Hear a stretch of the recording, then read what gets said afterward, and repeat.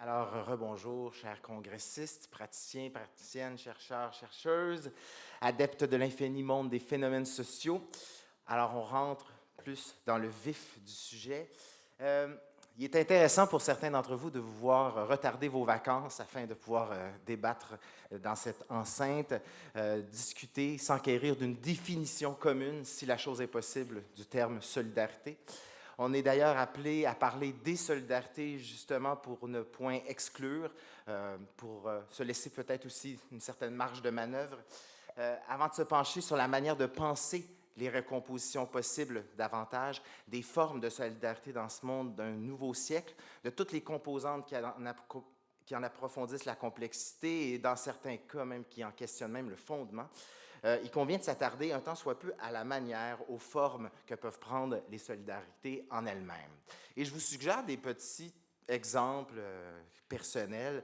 Je suis intervenant social, mais ma formation initiale est en sciences politiques, où la conception du terme solidarité, vous le savez, fait aussi débat.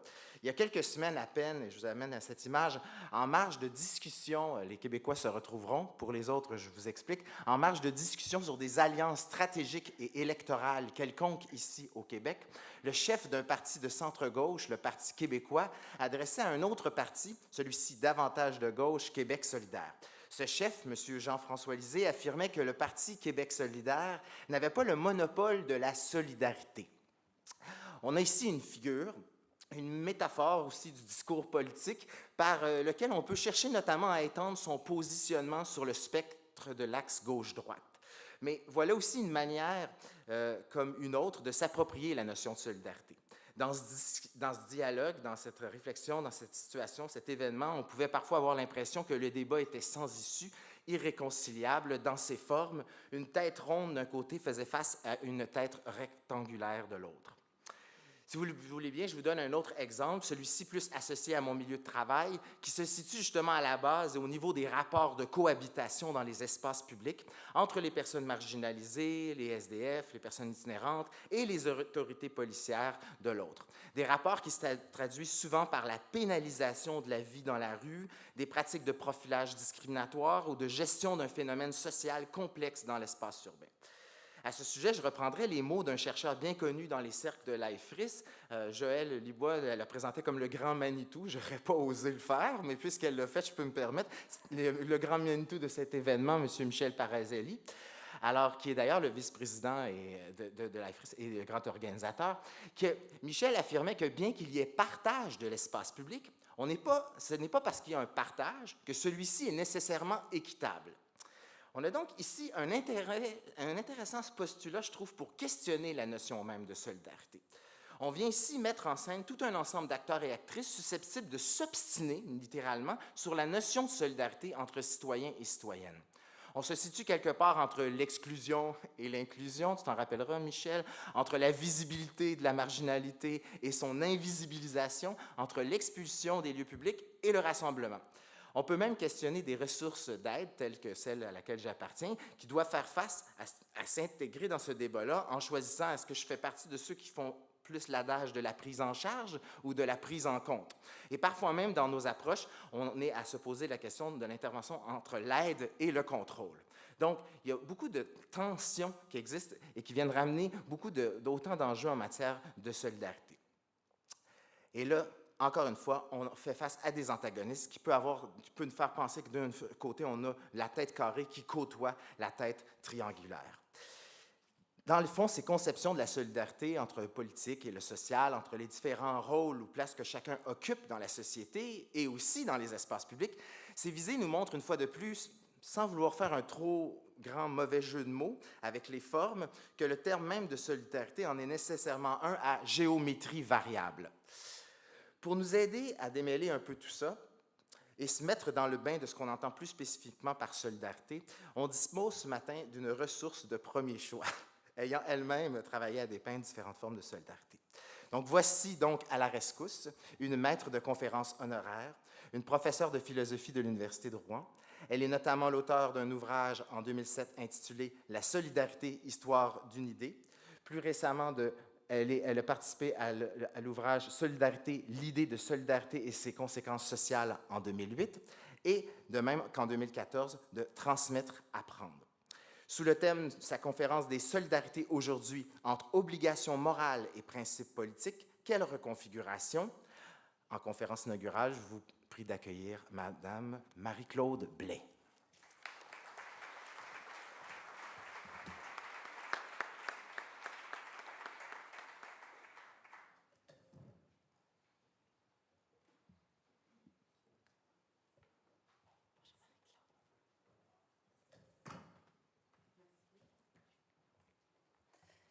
Alors, je suis très heureuse d'être ici et je remercie beaucoup les organisateurs du congrès d'avoir pensé à moi.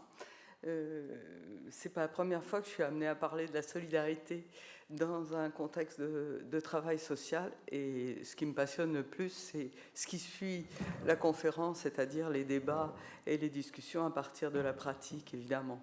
En préparant cette conférence particulièrement, je suis tombée par hasard sur un texte magnifique qui date de plus d'un siècle. Vous allez voir qu'on va faire un petit retour dans le passé pour comprendre les difficultés et les recompositions d'aujourd'hui. C'est toujours bien de voir l'origine d'une idée. Je suis tombée sur un texte de quelqu'un qui s'appelle Charles Gide. Je ne sais pas si vous connaissez son nom. C'est un grand professeur d'économie de la fin du 19e siècle qui a fait des cours au Collège de France sur la solidarité pendant 20 ans, qui était un passionné de solidarité. Et lors d'un congrès comme celui-là, qui a donné lieu à un livre qui s'appelle « Les applications sociales de la solidarité », le public lui demandait « Mais est-ce qu'on peut dire que ceci est de la solidarité, aider les jeunes dans la rue, faire de la protection des femmes et des enfants, etc. » Et voilà ce qu'il a répondu en disant qu'effectivement, on utilisait ce mot de solidarité, mais on ne savait pas très précisément ce qu'on mettait sous ce nom. Comme M. Jourdain demande à son professeur de philosophie de lui apprendre l'almanach pour savoir quand il y a de la lune ou qu'il n'y en a pas, nous trouvons sa demande parfaitement comique, mais j'estime que si vous me demandiez de vous apprendre à reconnaître quand est-ce qu'une œuvre d'assistance, qu'une institution d'hygiène sociale, une mutualité, un syndicat professionnel, une association coopérative est solidariste ou ne l'est pas, cette question serait parfaitement légitime et ne laisserait pas que d'être extrêmement embarrassante. Tout ce congrès porte sur des expériences pratiques pour savoir où va se nicher la solidarité. Est-ce que c'est bien de la solidarité qu'on pratique là? En 1904, lorsque le congrès a eu lieu, il y a simplement 8 ans que l'idée de solidarité est devenue une idée politique partagée, qui est devenue même la doctrine officielle de la Troisième République. Une république radicale, préoccupée de justice sociale, mais préoccupée aussi de liberté des individus. C'est un peu ce trajet que je voulais vous reconstituer, mais auparavant, comme vous l'avez fait, j'ai cherché quelques exemples d'aujourd'hui et des questions qu'on peut se poser aujourd'hui sur ces recompositions pour introduire justement à la diversité des emplois de ce terme-là. Le premier exemple qui m'est venu à l'esprit, c'est l'exemple de la faillite que nous connaissons tous dans le monde entier des banques systémiques de 2008. Faillite qui a produit une catastrophe internationale, une paupérisation de certains pays plus que d'autres, etc. Et tout ça, ça s'est propagé à une vitesse fulgurante. Vous avez là un exemple d'une certaine forme de solidarité qu'on a tendance à oublier. C'est ce qu'un philosophe que je connais bien, sur lequel j'ai beaucoup travaillé, appelait au milieu du 19e siècle la solidarité dans le mal. C'est-à-dire que ce n'est pas seulement l'envie de faire ensemble et le désir de rétablir la cohésion sociale qui est de la solidarité, c'est aussi le fait de l'interdépendance entre tous les membres de l'humanité et entre tous les pays de la planète. Premier exemple de solidarité, une solidarité factuelle, une solidarité de fait. plutôt d'ailleurs dans le mal.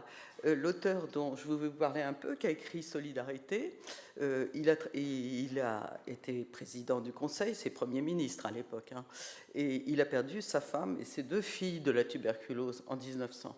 Il savait ce que c'était que la contagion des maladies aussi, à travers le monde. Donc Solidarité dans le mal. Deuxième exemple qui est très, très, très proche pour nous en Europe et pour vous aussi certainement au Canada, c'est le problème des réfugiés, hein, le problème des masses de personnes qui arrivent dans nos pays chassées par la misère ou par la guerre. Nous avons rencontré, beaucoup d'entre vous le savent, des problèmes de solidarité entre les pays qui étaient censés accueillir ces réfugiés en vertu d'un contrat qui est émanation d'une convention européenne des droits de l'homme d'accueil des réfugiés, du respect du droit d'asile. Eh bien, nous avons eu énormément de problèmes, et nous avons toujours, pour faire comprendre à certains qu'ils étaient, je prends les termes de Léon Bourgeois, vous allez les comprendre plus tard, des créanciers, c'est-à-dire qu'ils avaient une obligation, une dette vis-à-vis de ces pays-là, et en particulier, pas vis-à-vis des pays d'où viennent les réfugiés, mais vis-à-vis des pays qui accueillent les réfugiés parce qu'ils sont en première ligne, comme l'Italie, enfin les pays en bordure de la Méditerranée. Et ces pays-là disaient, nous faisons appel à la solidarité internationale parce que vous devez prendre votre part, c'est même pas nous aider, hein, on a trop tendance à penser que c'est de l'entraide, la solidarité. Vous avez l'obligation de prendre votre part dans la réalisation et l'effectuation de ce devoir d'asile, de droit d'asile. Il n'y a pas de raison que ce soit toujours les mêmes qui soient obligés de... Voilà, une solidarité donc qui fait référence à un contrat passé, contrat parfois tacite, là explicite, et qui exige que chacun prenne sa part dans l'accueil des réfugiés. Ce n'est pas la solidarité avec les réfugiés et avec les pays d'origine, c'est la solidarité à l'intérieur des pays d'accueil. Le troisième exemple, il vient à l'esprit de tout le monde évidemment, mais il faut en parler, c'est l'exemple du réchauffement climatique qui exige une réponse collective à une question de survie de l'humanité, et peut-être une interrogation sur l'impératif du toujours plus, la croissance, etc.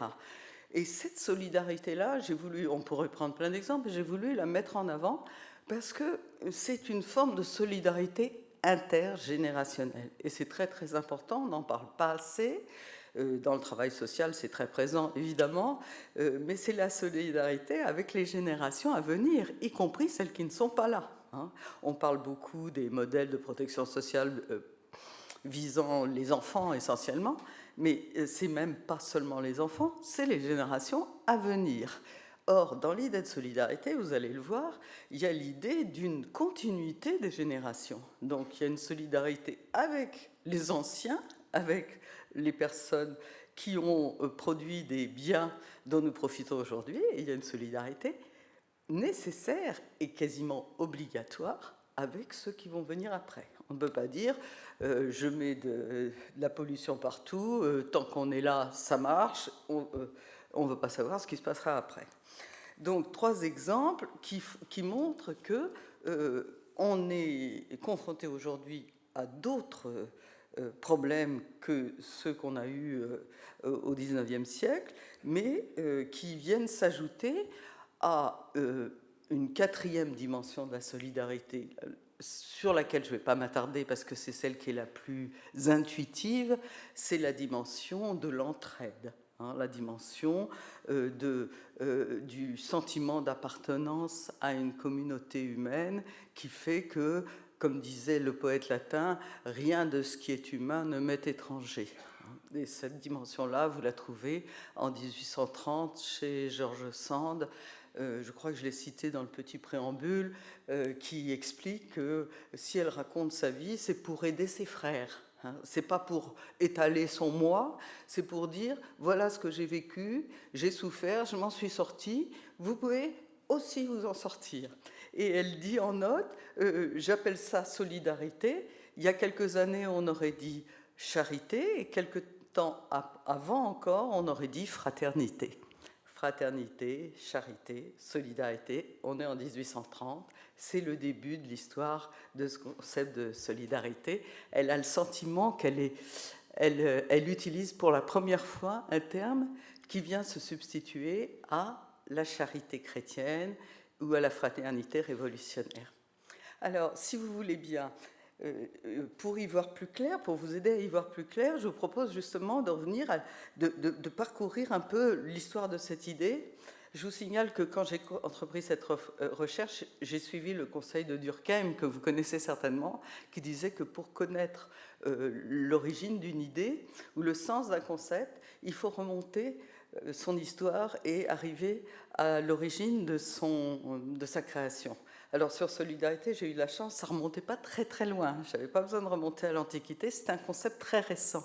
Ceci dit, ça a été des découvertes extraordinaires, et la sensation que ça permet, cette histoire que j'appelle une histoire plurielle et ambiguë, cette histoire des racines et l'évolution de l'idée, nous permettait de comprendre quand même l'équivocité, l'ambiguïté, l'embarras, comme dirait Charles Gide, dans lesquels nous sommes quand nous parlons de solidarité. Et j'espère que ça ne sera pas inutile pour vous si vous acceptez de faire ce petit cheminement avec moi. Dans la deuxième partie, je vous montrerai comment s'est constituée la doctrine politique de la solidarité, parce qu'il ne faut pas oublier que ce n'est pas du tout resté, et c'est vrai dans le monde entier. J'ai raconté à Michel qu'en allant au Caire, j'ai vu qu'il y avait un ministère de la solidarité sociale, et que la solidarité est un des piliers de l'islam, mais ça ne s'appelle pas solidarité, ça s'appelle l'aumône, hein, mais c'est l'idée, ils l'ont traduite par solidarité. Donc il y a une espèce de diffusion fulgurante de ce mot, parce que je pense, hein, c'est l'hypothèse que je fais, vous allez me dire, comme mes collègues de l'université, oh, toi tu es très franco-française, etc. Mais j'ai quand même cherché, je suis allée en Allemagne, je suis allée dans un grand nombre de pays d'Europe. La doctrine politique, elle a été formulée en France au début de la Troisième République pour des raisons que je pourrais vous expliquer, mais j'ai peur de ne pas avoir le temps, mais ça s'explique dans le contexte politique de l'époque. Hein. Et donc ça sera la deuxième partie, et la troisième partie, elle abordera les tensions ou les problèmes posés par les recompositions d'aujourd'hui. J'espère que j'aurai un petit peu de temps pour aborder tout ça. Donc, sur la Genèse, comme vous l'avez compris, l'idée apparaît au début du XIXe siècle, et elle est empruntée au vocabulaire juridique. Elle existait, la notion de solidarité, parce que dans le droit romain, vous avez une obligation in solidum, c'est-à-dire ça signifie solide, hein, uni, et c'est l'obligation qui concerne des personnes regroupées. Dans le Code civil de 1804, la définition, l'article de 1202, c'est un engagement par lequel les personnes s'obligent les unes pour les autres et chacune pour tous.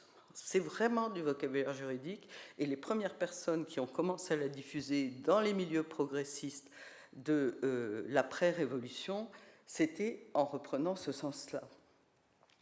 Et ce qu'on voit très vite quand on lit leurs écrits, c'est qu'ils ont convoqué cette notion dans les années 1830, 1848, la Révolution dans toute l'Europe, hein, progressiste et anti-monarchiste.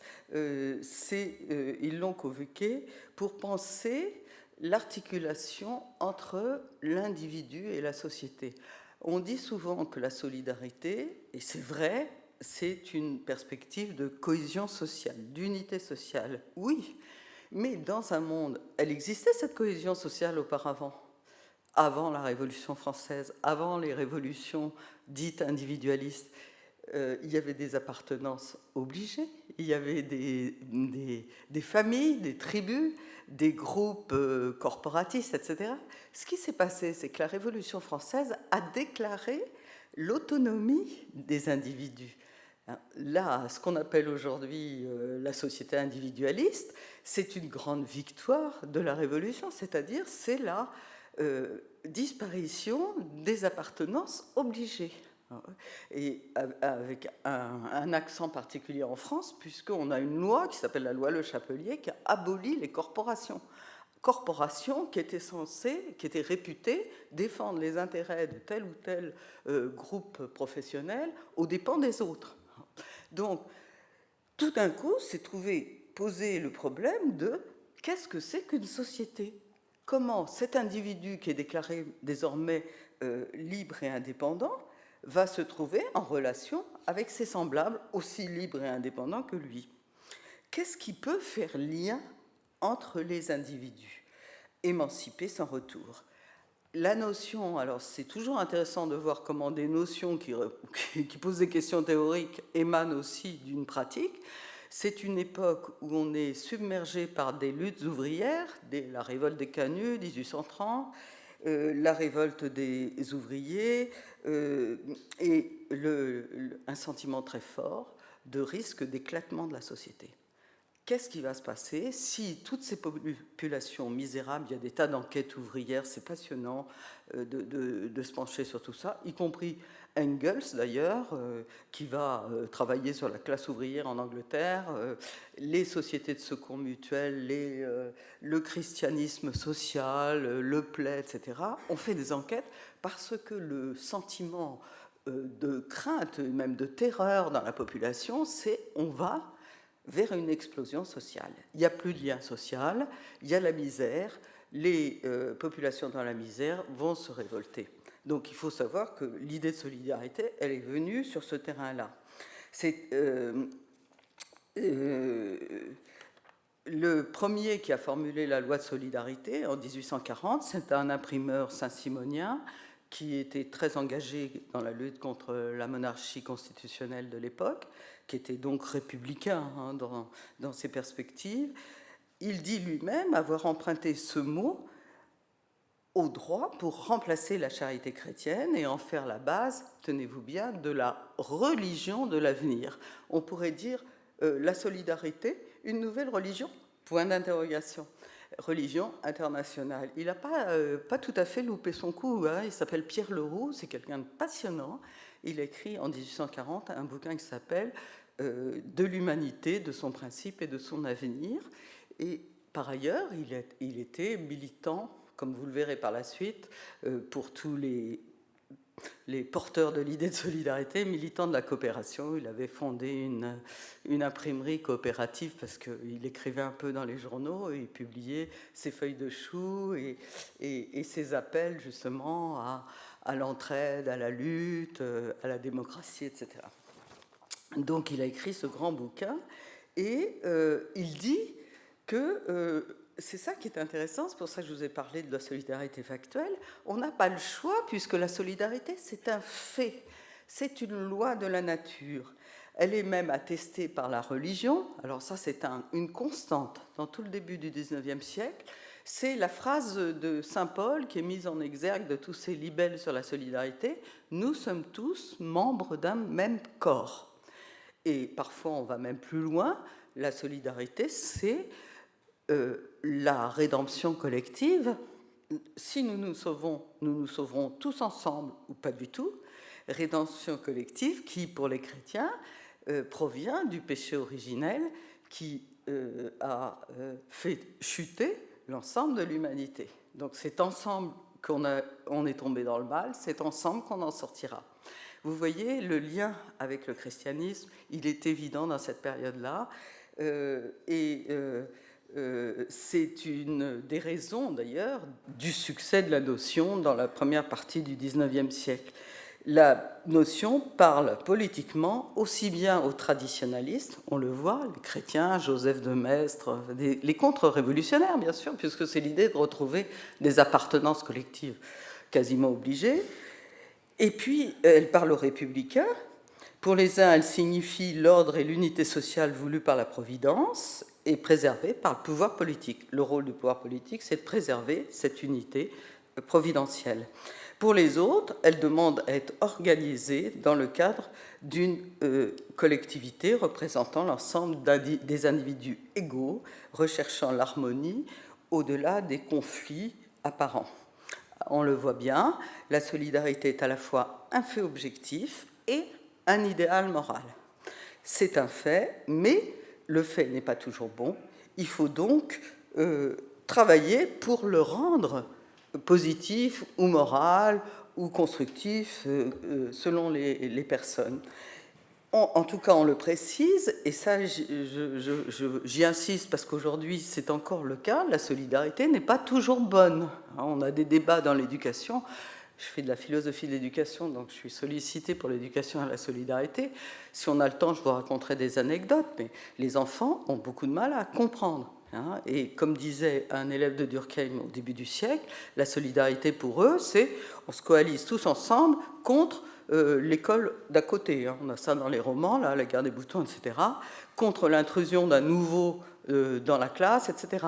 Donc, solidarité, on a toute une histoire de la solidarité qui est une solidarité d'exclusion, il faut le savoir. La solidarité française, ça a été un mouvement, dans les années 30 en France, c'est un mouvement d'extrême droite. Donc, ne pas occulter complètement cet aspect-là, ça ne fait pas de mal. Donc, la solidarité n'est pas toujours bonne. Il y a une solidarité qui permet justement aux injustices et aux maladies de se propager. La solidarité qu'il s'agit de développer est une solidarité, là ça commence à se préciser, vous allez voir qui il y a derrière, une solidarité coopérative et mutualiste qui est destinée à corriger les effets injustes de la solidarité naturelle. Celui qui est derrière, bien sûr, c'est Durkheim, et au même moment Charles Gide, mais Durkheim, c'est quand même la division du travail social, c'est l'ouvrage clé par rapport à ça, parce que Durkheim, qui était philosophe et qui fait sa thèse de sociologie sur la division du travail, il dit dans sa préface, la question que je me suis posée, pour les jeunes chercheurs c'est intéressant, il faut se poser une question, la question que je me suis posée, c'est comment se fait-il que dans une société où les individus sont de plus en plus autonomes, de plus en plus indépendants, de plus en plus différenciés les uns les autres, ils ont j'essaie de retrouver la phrase exacte de Durkheim parce que c'est mieux que je vous la cite. Comment se fait-il que tout en devenant plus autonomes et plus différenciés, les individus deviennent également plus solidaires, plus étroitement dépendants les uns des autres? Vous voyez le sens du mot solidaire ici, c'est solidarité de fait. Si vous lisez le petit bouquin Solidarité qui a été publié par Léon Bourgeois quelques années après, Durkheim c'est 1893, Bourgeois c'est 96. Il s'est manifestement inspiré de Durkheim, mais surtout de Charles Gide. Là, ils sont de fait plus solidaires, ça veut dire qu'ils ont besoin des autres. Et il y a des exemples de Bourgeois, je vous conseille de lire ce petit ouvrage Solidarité, j'espère qu'il n'est pas épuisé, tout d'un coup j'ai une angoisse. Il a été réédité par mes soins et j'ai fait une grosse introduction, présentation de l'auteur. Mais c'est le texte lui-même. Et il y a des passages, c'est un avocat qui était donc Premier ministre, et il y a des passages d'un lyrisme absolu où il décrit ce que fait l'ouvrier quand il sort de chez lui le matin pour aller conduire ses enfants à l'école. Il commence par les habiller, et le tissu, il lui vient du fin fond de l'Amérique du Sud. Les chaussures, elles ont été faites en fin fond de l'Espagne, etc. Tout ça, c'est le début des chemins de fer, c'est le sentiment qu'on a besoin de tous les autres et que de toute façon, il utilise l'éclairage de la rue, c'est l'invention de ses ancêtres. Il utilise aussi le bitume sur le trottoir, enfin c'est magnifique, je suis incapable de raconter ces 2 pages d'anthologie sur le fait que nous sommes tellement dépendants les uns des autres que s'il y en a un qui lâche, bah, tout l'ensemble s'écroule, de même que pour les banques. Donc c'est ça la question de Durkheim. Il y a d'autres sociologues qui apparaissent, un dénommé Alfred Fouillet qui a écrit La science sociale contemporaine. En fait, quand vous lisez ces sociologues, ces premiers sociologues, il faut le savoir, la sociologie est en train de se constituer, leur question c'est la même, c'est mais fichtre, qu'est-ce que c'est donc qu'une société ? On nous dit qu'on est des individus et en même temps on vit en société. Ça vient de quoi ça? Alors vous voyez que derrière il y a toute cette philosophie du contrat du contrat social. Des individus, ils sont regroupés pour défendre leurs intérêts en commun, etc. Donc, d'accord, mais alors, est-ce qu'ils annihilent leur indépendance et leur autonomie au profit de la société, ou bien est-ce qu'on peut trouver un autre mode d'organisation? Eh bien, on va trouver la solidarité. C'est le cas d'Alfred Fouillet, c'est le cas de Durkheim, et c'est le cas du politique de service, qui est un type génial, Léon Bourgeois. Mais pas le grand théoricien, bien sûr, mais avec des antennes, des oreilles ouvertes et tout, et il dit, c'est ça, en fait. On est des individus, notre liberté est totale, mais à l'intérieur d'un ensemble social qui favorise cette liberté et qui nous permet d'être libres. Alors, la solidarité, deuxième étape, la solidarité comme principe politique, c'est Léon Bourgeois. Alors, je ne réponds pas à la question quel est le critérium, mais vous pouvez chercher pendant le temps de la conférence et puis je vous donnerai la réponse de Gide dans très peu de temps. Alors, la percée politique de la solidarité, c'est un livre qui s'appelle Solidarité en 1896, et c'est un président du Conseil. Alors, pour le définir politiquement, pour ceux qui ont fait un peu d'histoire politique, c'est un républicain. La République s'est installée en France, mais elle est très menacée encore par les traditionalistes, les monarchistes, et puis, de l'autre côté, les luttes sociales naissantes et le mouvement international ouvrier qui prône la révolution, la collectivisation, etc. Entre les deux, vous avez, comme ils disent, je fais ce geste-là parce que Leroux, il a dit déjà, on a deux pistolets dressés l'un contre l'autre. D'un côté, le collectivisme et de l'autre côté, le libéralisme. Et qu'est-ce qu'on fait avec ça? On est pour la liberté et on est aussi pour la société. Mais on veut ni du collectivisme absolu, ni de la liberté absolue. Et donc, on voit le ressort de la création d'une idée. Et Léon Bourgeois, lui, il est nommé président du Conseil. Et la première chose, c'est le premier ministre radical de la Troisième République, la première chose qu'il essaie de faire passer, je vous le donne en mille, c'est l'impôt progressif sur le revenu, qui est un vieux projet du Parti radical depuis les débuts de la République en France, c'est-à-dire 1872, mais c'est jamais passé, évidemment. Et donc, pour lui, le but, c'est la justice sociale, le mot qu'on n'a pas encore employé. La solidarité, s'il y a une société, c'est qu'elle se préoccupe avant tout de équilibrer relativement les ressources et les moyens entre tous ses membres. Donc, il met en avant l'idée de justice sociale et il dit, pour répondre aux besoins de la société, en particulier les services publics, dont on parlera peut-être rapidement, il faut prendre les impôts là où il y a de l'argent disponible. Et l'impôt progressif sur le revenu, je ne sais pas comment c'est au Québec, au Canada, mais en tout cas, il est accepté partout maintenant. Mais à l'époque, c'était presque du socialisme, du collectivisme, on arrachait la propriété des riches, etc. Et donc, il a été retoqué, pas par l'Assemblée, c'est passé, mais au Sénat. Le Sénat étant la chambre la plus conservatrice. Donc il est parti, il a démissionné, il a pris son bâton de pèlerin, il a sorti ce livre, Solidarité, pour convaincre ses concitoyens qu'une société ne pouvait pas survivre s'il n'y avait pas un minimum de redistribution, rééquilibrage des ressources. Et l'idée qu'il a trouvée, qui est assez géniale, c'est de dire, on va partir des faits. Parce qu'on était en période positiviste en France, il fallait que ce soit scientifique. La science montre que l'interdépendance est partout, en particulier dans les organismes vivants. Les sciences naturelles avaient beaucoup d'aura à l'époque. La vie, c'est la coopération entre les organes. Si un organe meurt, le corps entier disparaît, etc. Bon, premier point, la réalité de l'interdépendance. Deuxième point, l'idée du juste.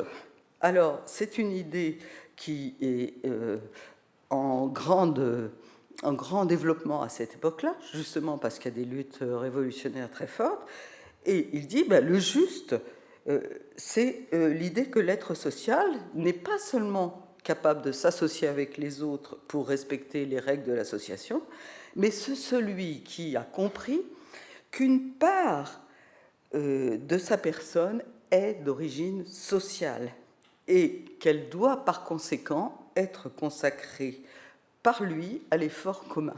Elle doit, vous voyez, on voit poindre l'idée d'obligation.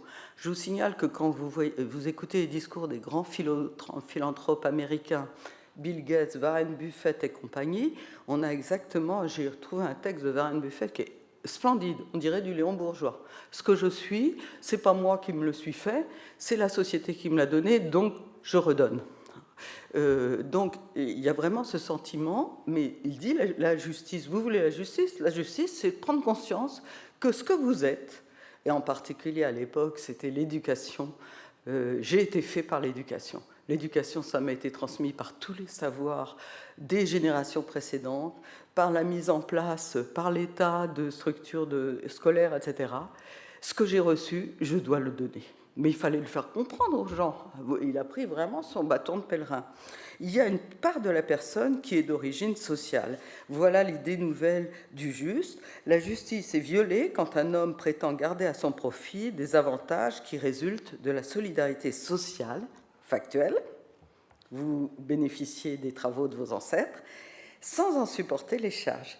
Qui a reçu le capital et l'instruction est plus, je le cite là, peu plus que celui qui n'a reçu ni l'un ni l'autre. On ne peut plus soutenir qu'il suffit pour que la justice soit que chacun n'empiète pas sur le domaine d'autrui, c'était l'idée du contrat social, hein. On protège les libertés et on n'empiète pas sur les libertés de l'autre, c'était l'idée aussi de la définition de la Déclaration des droits de l'homme. Non, il faut que celui qui a reçu ait payé. Troisième élément, le quasi-contrat. Là, je vais passer, mais c'est très subtil, mais c'est intéressant. C'est juste l'idée que chaque homme est débiteur ou créancier de naissance, tout simplement parce qu'il a accepté de vivre dans une société qui lui a apporté des tas de moyens. Le quasi-contrat, je ne sais pas si vous le connaissez, mais les juristes connaissent très bien. C'est un contrat qui n'a pas été un acte, qui n'a pas été signé, mais qui est un contrat de fait. Du fait que vous acceptez la vie en société. Alors, il sort cet outil de sa poche d'avocat, de juriste, et il se dit, ça va marcher, ça va créer une obligation. Et le cinquième élément qui va vous intéresser, et qui, moi, m'a beaucoup intéressé, bien sûr, c'est l'éducation du sens social. Parce que cette obligation ne peut être acceptée que si elle repose sur la conscience de chacun, justement de ce moi social qui le constitue, cette dimension sociale, du fait que sa liberté ne provient que du fait qu'il y a un collectif qui la garantit et qui lui permet d'être libre, et ça passe par l'éducation, sinon on fait du totalitarisme. À l'époque, il y avait Bismarck qui avait un système de protection sociale d'enfer, qui fait partie de ces trois systèmes, de ces trois mondes décrits par Esping et Andersen, mais au prix d'un totalitarisme et d'une contrainte absolue sur les personnes. Là, ça doit venir le plus possible de la mutualité. Il y a toute une conceptualisation du rôle de l'État, et ça doit... l'État ne fait que, ça c'est intéressant pour les recompositions d'aujourd'hui, aider, susciter, encourager les entreprises coopératives, mutualistes, communautaires, etc.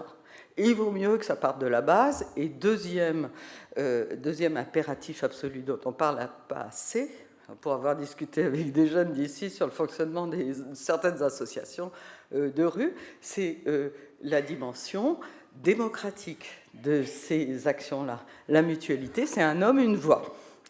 Et on discute des objectifs de l'association mutuelle ou solidaire, etc., collectivement. Tous les travailleurs participent.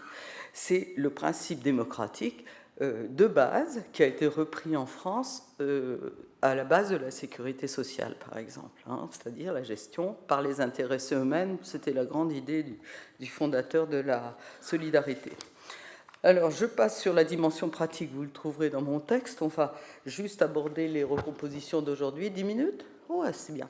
Alors, les recompositions, c'est moi, je trouve que c'est le plus intéressant, mais le plus difficile à organiser. Alors, je vais me contenter de souligner un certain nombre de problèmes. Je pense que c'est ça. Je suis philosophe, alors on me dit toujours « Madame, vous me posez problème, vous ne donnez jamais les solutions. » Il faut déjà voir les problèmes clairement. Et puis les solutions, elles vont venir collectivement, certainement. L'idée de solidarité, ça c'est intéressant, les dates, elle a disparu autour de la Révolution de 17, justement, après la Première Guerre mondiale, on n'en parlait plus trop. Elle réapparaît après la Deuxième Guerre mondiale, mais très timidement, hein, sur la solidarité face à la reconstruction du pays, l'entraide, etc. Mais surtout en 1980. Alors 1980, c'est intéressant parce qu'en France, on a Mitterrand, un premier ministre, un premier président socialiste qui crée un ministère de la solidarité. Et en 81, on a 80, pardon, c'est 81 Mitterrand, 80, événement important, un syndicat en Pologne qui s'intitule Solidarność et qui représente les dockers en grève à... c'était où déjà?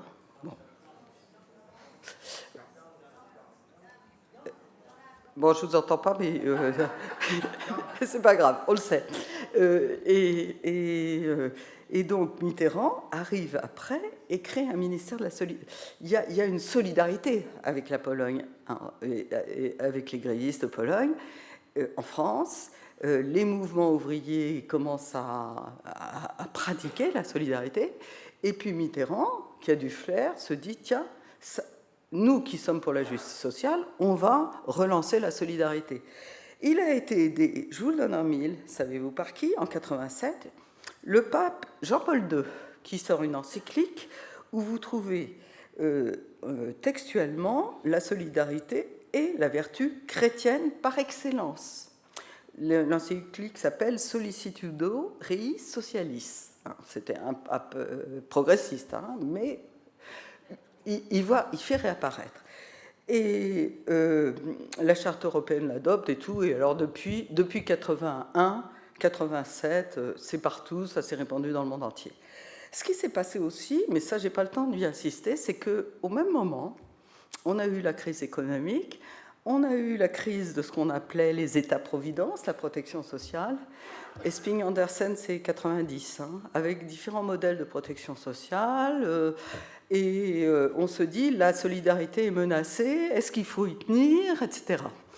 Et moi, je pense qu'une des difficultés, d'ailleurs, de cette histoire d'État-providence, c'est qu'on n'a jamais parlé d'État-providence dans les années 1900, c'était l'État social, l'État pour la justice. L'État-providence, déjà, c'était un terme qui était un peu gênant parce que ça faisait allusion à Bismarck, justement, hein, au welfare, à être bien, l'État qui s'occupe du bien-être des individus.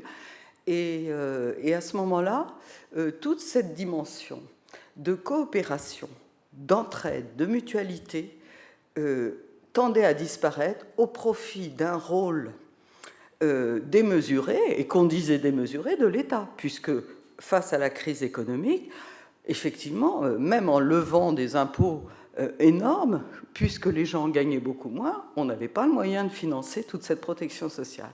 Et moi, ce qui me gêne un peu, c'est que, et c'est une dérive encore aujourd'hui, on a le sentiment de... pas dans le travail social, justement, je vous ai entendu tout à l'heure, c'est tout le contraire, hein, mais de réserver le mot de solidarité à ces politiques d'assistance ou de protection, alors que c'est toute une conception de la vie en société qui était mise en évidence par Léon Bourgeois. Donc, pour affronter lucidement les tensions d'aujourd'hui, moi, je trouve que ça vaut le coup de revenir sur les idées du départ. Hein. Léon Bourgeois, quand il parlait de solidarité, il parlait de liberté personnelle et de responsabilité de tous, pas la responsabilité de l'État à protéger les droits des individus. Aujourd'hui, on voit apparaître une conception de la solidarité beaucoup plus individualiste, c'est pas un hasard, qui est axée sur la garantie des droits de chacun, Droit au logement, droit à la dignité, droit à la vie, droit à l'expression de toutes ses capacités, etc. Autant de choses avec lesquelles on est forcément d'accord, mais est-ce que c'est à l'État de fournir ce genre de protection, ce genre de garantie des droits? Alors que pour Léon Bourgeois, c'était une volonté collective, ça devait être décidé politiquement et démocratiquement, et c'est plus aujourd'hui le cas. La philosophie des droits de l'homme s'est approfondie, les attentes des citoyens en matière de droits ont considérablement évolué. Il s'adresse désormais à l'État, et on assiste à une extension sans précédent de la revendication des droits à. Je pense que c'est lié au développement de l'État-providence qui a contribué à une perte de sens des notions de dette réciproque, c'est pour ça que j'ai insisté là-dessus, et de responsabilité mutuelle, qui était la clé de voûte de la définition originelle de la solidarité. Dans ce moment politique, elle ne pouvait être que s'il y avait une volonté consciente chez tous les citoyens de travailler une coopération mutuelle. La deuxième difficulté, j'en ai pas encore parlé, mais elle apparaît y compris dans les systèmes de protection sociale, c'est la difficulté qui concerne le collectif de référence. Ça, c'est très important, y compris pour la question des communautés. Je sais qu'entre le Québec et la France, il n'y a pas tout à fait unité de pensée, mais c'est peut-être le mot communauté qui n'a pas le même sens. Mais au départ, la solidarité avait, vous l'avez compris, une vocation à l'universel. Elle ne pouvait être que universelle. Cependant, elle ne pouvait se développer qu'à partir des communautés politiques de base. Donc, disons le mot, l'État, la nation. Et déjà, Léon Bourgeois l'avait vu, mais enfin, il a œuvré pour la paix universelle, les organisations internationales, etc. Il était très conscient de tout ça. Il fallait que ça parte des systèmes politiques des uns et des autres, et que petit à petit, par des accords internationaux, on arrive à une solidarité internationale. Aujourd'hui, le principe de solidarité impose de définir précisément le cadre de son territoire d'application. Il ne peut pas, à lui seul, même à travers un idéal de justice, donner les déclinaisons empiriques ou techniques. Il implique le débat et la délibération. Il faut donc qu'il y ait une communauté politique démocratique pour que la solidarité ait encore du sens au niveau national et international. Il y a en plus des défis nouveaux avec cette mondialisation financière et les menaces sanitaires et environnementales. Donc on est obligé d'être solidaire, mais le problème, c'est que dans les sociétés libérales, il y a un paradoxe qui est énoncé par le sociologue Ulrich Beck, la société du risque. Elles font l'apologie du risque entrepreneurial et de la compétition, et dans le même temps, elles donnent une extension sans précédent au principe de précaution. On a l'impression qu'il y a une solidarité pour les pauvres et pas de solidarité pour les riches. En gros, et dernier point, il reste à trouver, et ça je crois que vous êtes les mieux placés pour le voir, le lien entre les solidarités de cœur et les solidarités de raison. C'est-à-dire qu'il y a effectivement, dans l'humanité, c'est une valeur fondamentale et c'est une réalité, une aspiration à l'entraide, une aspiration au don gratuit. Je vous conseille de lire Kropotkin, l'anarchiste célèbre de la fin du 19e siècle, qui a écrit un bouquin formidable qui s'appelle Mutual Aid, l'aide mutuelle. C'est le plus grand facteur d'évolution et de progrès dans les sociétés animales, il était biologiste, et humaines, c'est l'entraide. On le sait quand on s'occupe d'éducation, le sens du bien commun, le lien social demande cependant à être délibérément entretenu. Ça, c'est en tant que valeur, je termine, en tant que principe politique sur lequel reposent les services publics et les organismes mutualistes, aussi bien que tous les accords internationaux, la solidarité entre en contradiction avec certains dogmes de l'économie de marché. Je crois que c'est son plus gros problème aujourd'hui, y compris dans les modes de gestion des associations solidaires.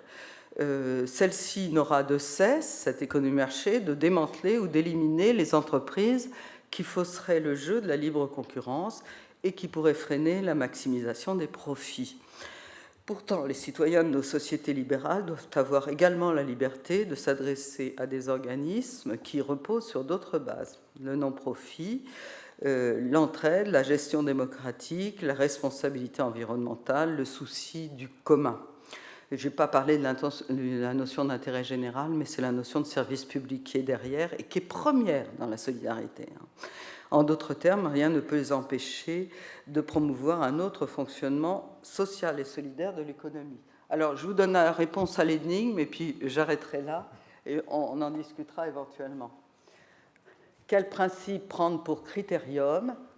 Je me bornerai à dire que la solidarité implique toujours un certain sacrifice de l'individu, non pas sacrifice des intéressés, comme on le dit trop souvent, mais à tort, car un sacrifice absolument désintéressé, etc., c'est de l'échangisme, mais sacrifice d'un intérêt individuel, mon argent, mon travail, mon temps, ma liberté, en échange d'un avantage social, et c'est ça qui est important, l'avantage que l'individu trouve à faire partie d'une association et qui lui confère de plus puissant les moyens de se développer lui-même. Alors, je passe sur les exemples, associations professionnelles, etc. Ah oui, c'est ça. Les moyens de se développer lui-même, c'est ça qui est important. Il consent à sacrifier une partie de son moi individuel pour accroître son moi social. Ça, c'est une notion très subtile, on la trouve déjà chez Durkheim. Il y a, et je voulais vous en parler parce que quand on parle de l'individualisme contemporain, on parle d'un individualisme de réclamation, mes droits, mes capacités, ma puissance d'agir, etc. Mais on oublie le plus souvent que tous ces droits ne sont possibles que parce qu'il y a une association, un collectif qui va travailler à les garantir. Et c'est cette dimension de la formation ou de l'éducation, y compris chez les plus jeunes, qui tend à manquer aujourd'hui. On leur donne la liste de tous ceux à quoi ils ont droit, en leur disant « vous devez vous battre pour les droits ». On ne leur dit jamais qu'il faut un collectif auquel ils participent pour garantir ces droits. Et que le moi, que Charles Gide appelle le moi social, c'est toujours un moi individuel, mais qui est beaucoup plus riche et beaucoup plus puissant parce qu'il fait partie d'un collectif que si c'était le petit moi dont on parlait beaucoup à la fin du XIXe siècle, parce qu'ils étaient très remontés contre l'individualisme révolutionnaire, les contre-révolutionnaires en particulier. Hein. Vous ne pensez qu'à votre moi, individualiste? Eh bien non, le vrai moi, disent les solidaristes, c'est le moi social. Je vous remercie.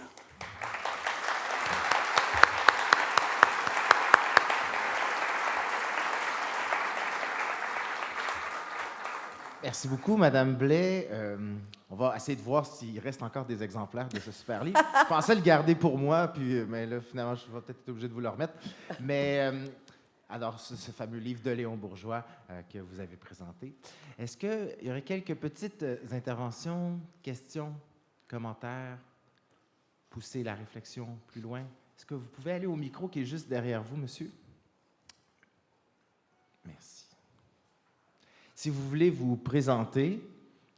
Oui, bonjour à toutes et à tous. Merci, madame. Marc Rousseau, je suis directeur de la recherche dans un organisme en France et puis aussi enseignant en sciences politiques. Et j'avais envie de vous inviter à pousser deux portes que vous avez entrouvertes, mais que vous n'avez pas pu finalement nous permettre de découvrir complètement. Vous nous avez dit plusieurs fois au démarrage de votre conférence la solidarité dans le mal. Est-ce que vous pouvez un petit peu développer cette notion? Puis vous avez dit, voir peut-être si elle fait écho ou pas à un autre point. Vous avez dit à un moment donné, la solidarité n'est pas toujours bonne. Oui. Donc un petit peu ce paradoxe. Et puis le deuxième point, vous avez fait un peu votre autocritique au début sur finalement, je présente ça souvent comme quelque chose qui part de la France. Puis vous avez parlé d'un déploiement très accéléré. Alors aujourd'hui, est-ce que vous croyez qu'on est véritablement dans cette origine avec ce déploiement, ou est-ce qu'on est plus dans une hybridation avec des apports culturels que vous avez repérés ou vous n'avez pas repérés, mais qui aujourd'hui hybrideraient beaucoup plus ce terme avec des apports très différents? Oui, Merci. tout à fait. Je vous remercie parce que vous me permettez de préciser une notion très complexe et très philosophique. Mais l'auteur auquel je fais allusion, j'aime mieux vous donner son nom, c'est Charles Renouvier, et c'est le plus grand philosophe qui a inspiré la République en France. Si la République a pu enfin s'installer en France, après des périodes de révolution, de restauration, d'empire même, très douloureuses, c'est parce que ce monsieur, dans son retrait pendant le Second Empire de la vie politique, il était très actif en 1948, il a provoqué la chute d'un ministre d'ailleurs en faisant un libelle qui s'appelait Manuel républicain de l'homme et des citoyens, très très radical, très violent. Il a passé 20 ans à essayer de se demander ce que pouvait être une république qui tienne la route et qui respecte ses principes de justice et d'égalité. Et il a écrit un bouquin que je vous conseille qui s'appelle Science de la morale, qui est formidable. Alors le nom n'est pas très sexy, mais il est vraiment... On retrouve cette question de la morale en politique aujourd'hui, mais enfin, il était persuadé qu'il fallait de la morale en politique, et surtout il fallait une réflexion, c'est là que je réponds à votre question, sur le bien et le mal. Comment dire, la tare des révolutionnaires, des idéalistes, c'est de se dire, voilà ce qu'on vise, la justice, etc. Et ils ne réfléchissent pas à la situation qu'ils veulent transformer. Et cette situation réelle, c'est une situation d'injustice qu'il appelle le mal. Et c'est fantastique, moi, franchement, excusez mon enthousiasme, mais quand on travaille 10 ans sur un bonhomme, c'était l'objet de ma thèse. J'ai fait un bouquin qui s'appelle Au principe de la République, Charles Renouvier, et j'étais émerveillée tous les jours, hein, parce qu'il a fait une revue qui a duré 20 ans aussi pour stimuler les hommes politiques de la Troisième République. Mais il a dit, voilà, il faut la solidarité, je commence à en entendre parler, et ça va, il avait du flair, ça va avoir un succès grandissant, mais il ne faut pas oublier que la justice, c'est surtout surmonter les injustices naturelles. Et il disait, l'État a un droit de défense contre les injustices. Hein. Et les individus ont un droit de défense également.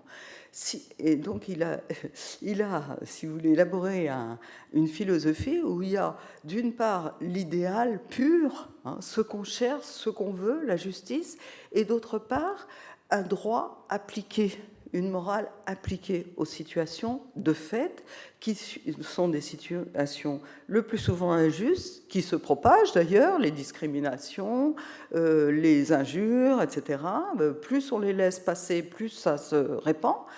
Et si on n'a pas un droit de défense qui, parfois, peut paraître opposé aux idéaux pur que l'on se donne. C'est très inspiré de la philosophie kantienne, hein, mais on n'a pas besoin d'avoir lu Kant pour comprendre ça. Il y a un droit pur et un droit appliqué, et le droit appliqué, c'est le droit de défense qui garde toujours en perspective l'idéal régulateur, comme dirait Kant, ce qu'on vise, et qui s'éloigne le moins possible de ce qu'on recherche. Vous voyez, mais alors, il y avait un autre philosophe suisse, d'ailleurs, je vois qu'il y a quelques Suisses ici, qui s'appelle Charles Secrétan, avec qui il était en contact épistolaire. Il y a une correspondance très intéressante, qui est très sensible. C'est ce que les psychanalystes appellent la négativité, hein, ou les historiens dans l'histoire. Hein. Il y a du mal dans l'histoire, et on ne va pas se boucher les yeux et dire, voilà, nos idéaux, une société de justice, de bonté, de bienveillance. C'est un peu le problème de la philosophie morale aujourd'hui. Hein. Moi, j'enseigne la morale, et donc je suis obligée de leur parler de la bienveillance, du care, du souci de l'autre, du visage. Tout ça, d'accord, mais c'est du normatif. La réalité, c'est que le visage, vous prenez des coups dans la figure, et par rapport à ça, comment vous réagissez ? Donc, la présence du mal, y compris dans l'éducation pour les enfants, c'est important. Et l'autre question, vous pouvez me la rappeler Ah oui, alors, non, j'aimais bien parce que c'est ce que je voulais dire, mais je ne suis pas assez armée pour pouvoir le faire. J'ai parlé des tensions, il y en a d'autres encore, hein, dans les recompositions actuelles de la solidarité, entre solidarité privée, solidarité publique, solidarité obligatoire, solidarité volontaire, solidaire si je veux, etc. il y a des tensions, mais ce n'est pas des oppositions. C'est une espèce d'hybridation. Et si on garde encore une fois le fil directeur de ce qu'on cherche, c'est-à-dire des solidarités communautaires, mais en relation avec le global, avec le tout, avec la société dans son ensemble, c'est-à-dire évitant les exclusions, les rejets, nous on se débrouille entre nous, démerdez-vous comme vous pouvez, à ce moment-là c'est bon. Donc j'avais pas pensé à ce terme-là et j'arrivais pas, parce que bon, c'est toujours le compromis, nous on a un nouveau président qui est dans le compromis et alors tout va très bien, si on peut tout concilier c'est génial. C'est pas si simple que ça, mais parfois c'est juste, à condition qu'on garde en perspective ce que j'ai essayé les problèmes, les risques, les dérives possibles. Merci beaucoup, Marie-Claude Blais.